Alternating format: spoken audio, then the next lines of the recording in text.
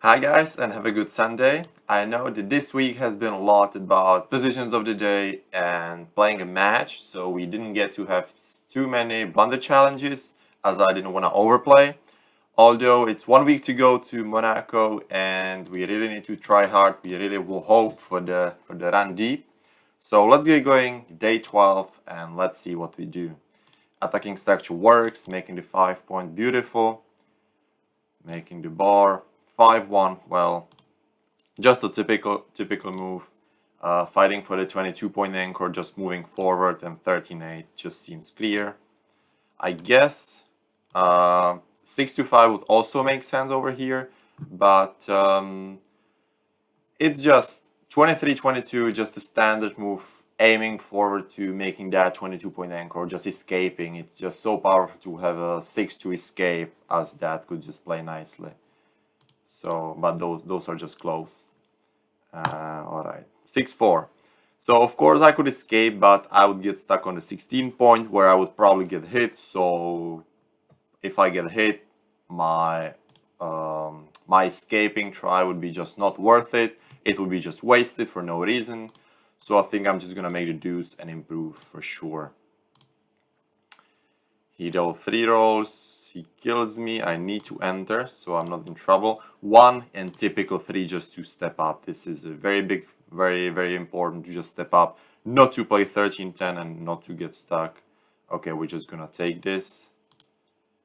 Would be a big mistake not to split those back checkers because you would just get stuck every single time. Sure, this can happen, we can just get killed, but well, we have to try. We are just playing against those numbers. 2-4 entering on a 2. The only 4 we can play is 39. And here we are back in the game. If he dances, we're gonna have a very interesting cube action. And these cube actions would be some where I could definitely blunder, as they are not that usual. I mean, you can see what had to happen. I mean, we're in a very bad shape, and we rolled a super joker. So it's not that often that we've got way weaker board than our opponent, and we put 2 checkers on the bar while he was basically the one who was blitzing us. And this is exactly that situation. It's weird because we can feel the pressure. I mean, opponent is on the bar, but we feel the pressure. We can feel the pressure. But if I should analyze what's gonna happen, it's if we make the 3 point, if we manage to make a point on him, it's just a big market loser.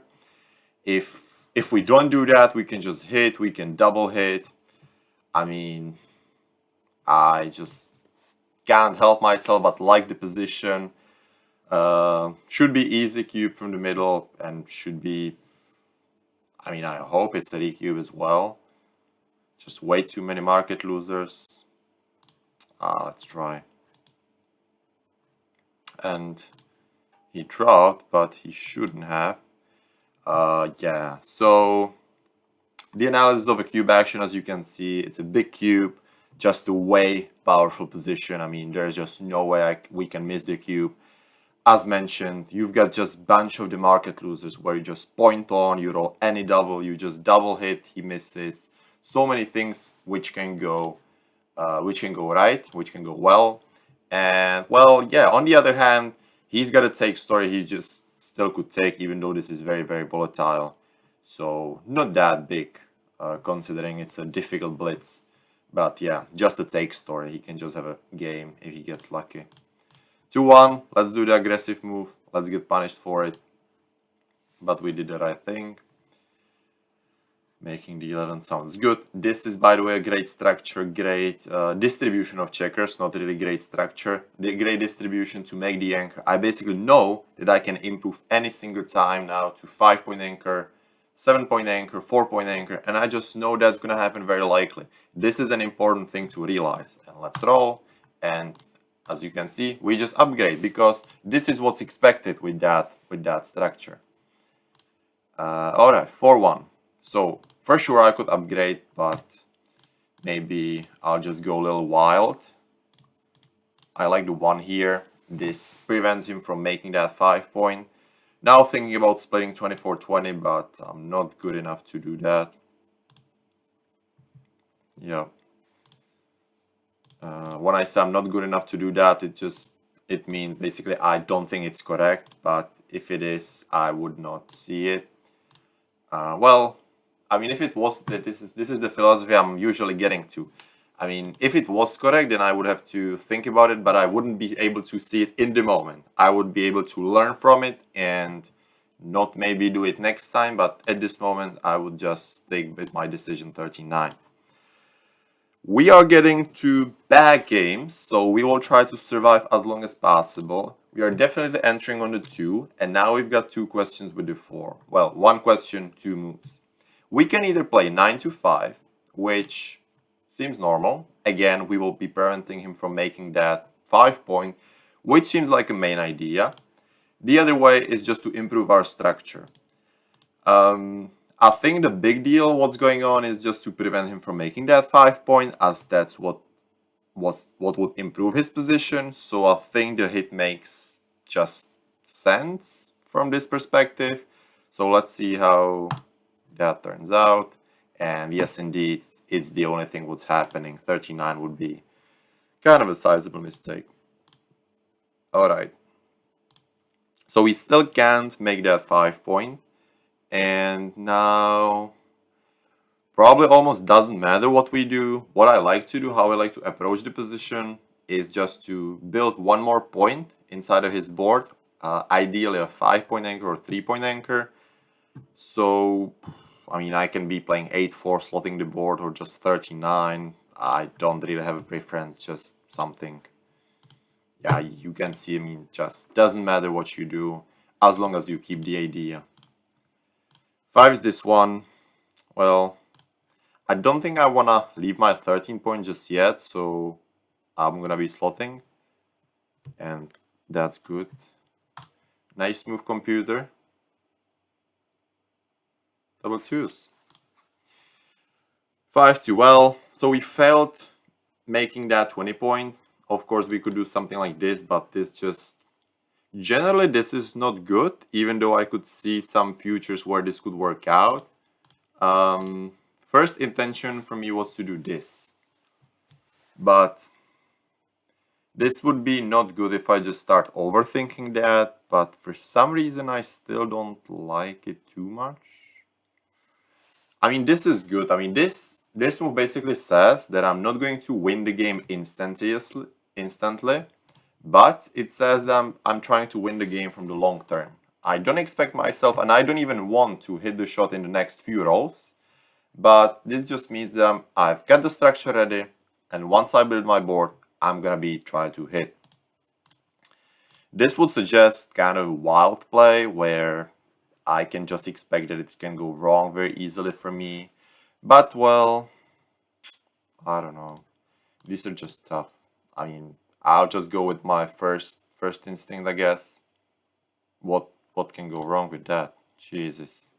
First I'll take. Sorry for cutting off the video.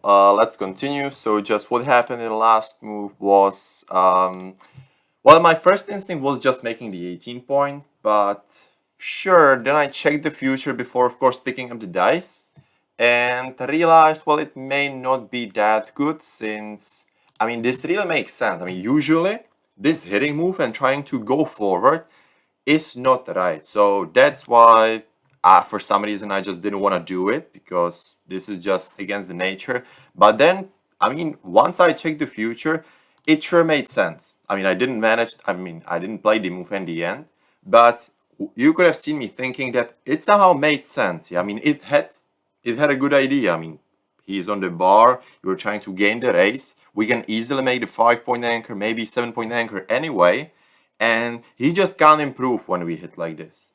So it's weird, since so many bad games, when you play bad games, you know that you should not hit. You should just keep the bad game and just go from that. But this was a different idea, just different looking position. And well, anyway, you can see it's not that big of a mistake. So we're still alive. It's a mistake under 50. For those who don't know, I'm playing Blunder Challenge, is that we play not every day, but every day when there is not a video, when there is not another video, until we make a mistake over 50. So this allows us to continue. He cubed us, which, well, just not that many market losers, but okay to cube. And now we are facing this position 2-1. So this is one of the positions where I don't think I want to be touching back checkers. I mean, my back game is just great. That structure in the back is just perfect. And I just want to be playing pure, flexible, 6-3. I mean, how can I be building another points then? I think the clear move should be just this. I don't think this should be good. I mean, I don't know. I mean, I just like to play 8-5, keeping it nice. Don't care about getting hit. So let's hope it's good. Yep. Yeah, these were just close. All good. 5-2, he's trying to escape. And now we are getting to that back game. And we are going to have some difficult moves, since we're going to have a lot of questions and a lot of decisions. Still, one thing we need to have in mind is we don't touch this. We don't touch this kind of structure. We keep our back game, we keep 2 anchors, we keep our 18 point. So we're gonna work just on this side of the board. And I don't think we care about this checker. I mean, the only reason why we would hit this checker is that we would like to force him to hit us, which makes sense in a lot of scenarios, but I think there can be a future where I can win this by going forward, not immediately, but maybe later. So I think I will just make the 4 point with the idea of with not caring about getting hit, and at the same time I can just make my board later and try to win this forward. So I think let's just try this. Oh yeah, okay. He dances. So there goes our chance. Oh, 6-1 is not good. 6-1 is not good. I think I still keep my checkers back. And aye. Just this, I guess. Not strong about this, but like what else was there? Ooh, okay, good. Yeah, 13 just making that point. Okay. Just more gammons this way. Okay, so basically what this says, how should I understand this move, or I mean small difference, but how should I understand the difference between these two moves, is that it accomplishes the same thing. The only thing where this gets different is in a way of danger, how dangerous it is. This way I can lose more gammons. This way I accomplish the same thing regarding of building the board or building my power in the future. So yeah, as he's just entering. Alright, 6-5, that's pretty nice. Now it's not nice anymore. So we will not be able to hold that 1-4 back game, yeah. Definitely on 1-4-7 back game. We are 35 pips behind before the roll, so the race is really not good for the back game. So I can't do this. I can't just commit to the points when the race is basically even for the back game. And I think this should be a clear play. Yep. 5-1. Okay, I can finally make my 5 point.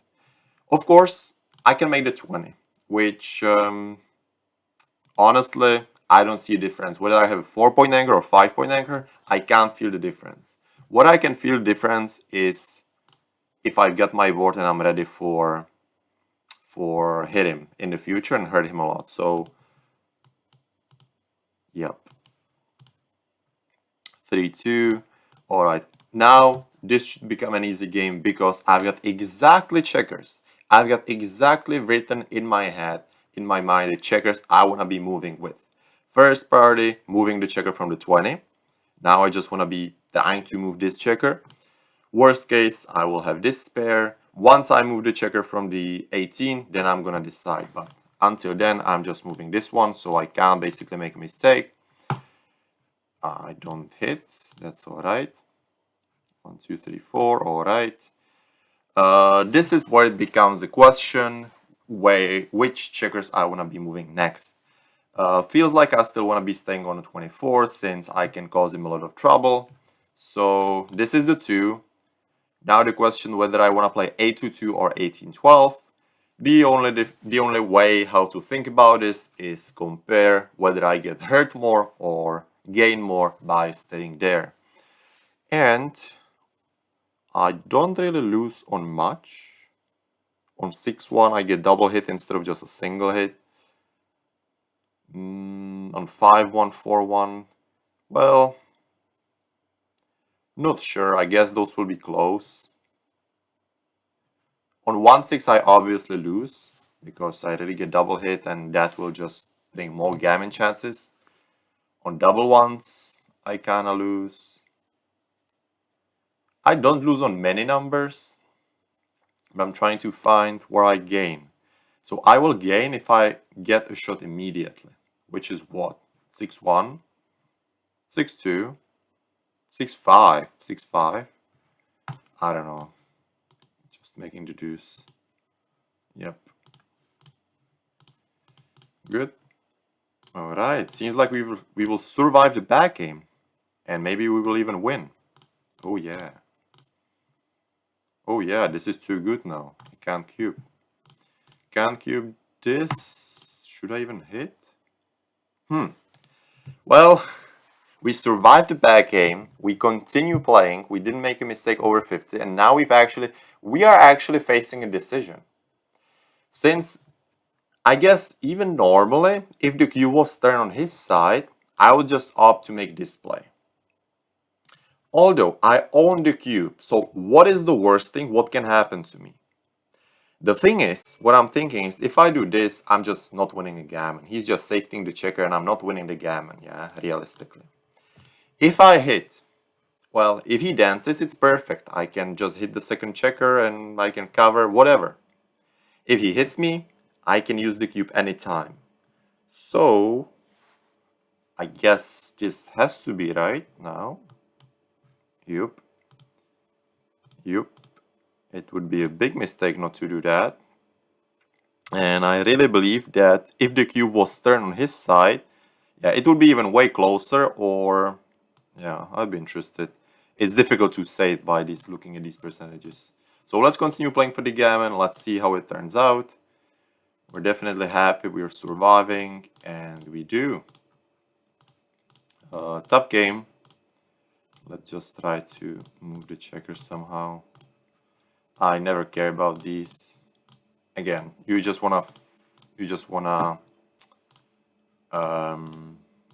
focus on 1-2 ideas which you can't just break, and just keep everything nice. Keep the structure nice. Be careful about double sixes sometimes. All right. 3-2. This was a nice game. And we got rewarded by winning the gammon, I guess. Oh! Play too fast. Play too fast. But alright. Yeah, I actually, once I clicked, I was about to say that I should have think about it. But alright. So, this is the way to another game. Normal start. Building the board with the attacking structure. Normally, this would be like a joker move to make the 20 if he got 2 checkers back. I don't think when he's got 1 checker back, I think I can more gain by hitting another checker, so I believe this should be right. I mean, second move, it's kind of embarrassing, but yeah, just way right. Alright, so far so good. Interesting decision, by the way. I will actually make it on plus, since my first instinct was just to make the 7 point, but it seems like he made the right play. I got way stronger board. So the question was for him, basically, as this was an interesting move. The thing is, what he's comparing whether it's worth for him to make the 7 point and when he has to risk the hit. And he's leaving what? He's leaving 13 shots over here, plus 6-5, so 15 shots. So I'm gonna hit almost half of the time. And it's gonna hurt him a lot. What he chose, the right move, he never leaves me a shot now.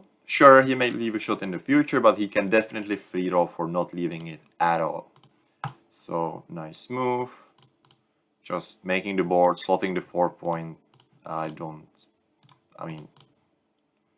know, just same, I guess. Yeah, I mean, just same. Okay.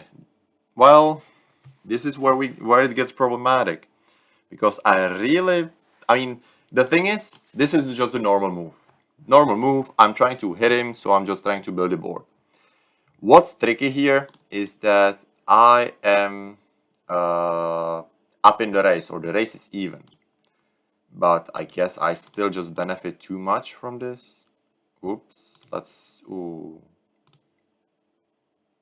Ooh. Well, this is disappointing. So I should have thought properly and I shouldn't rush the decision. So, okay, so if I thought about it a little bit more, what do I reach? What would I reach? Why is this wrong? So the way how to think about this is compare where it gets worse, where it gets better. And I only gain on 6-5, 6-3,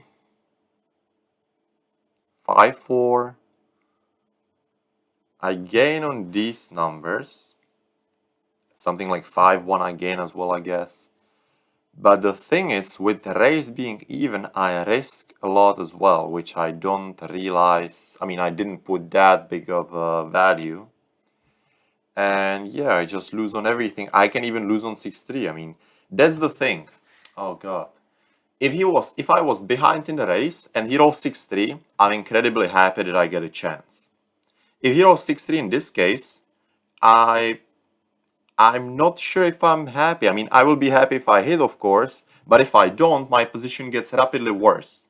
So this was a problem with this move, and I should have just anchored. Too bad. That is the end. But well, at least we kept it not long, not short, and it's just a good mistake to see after a while. So I'll see you tomorrow, guys.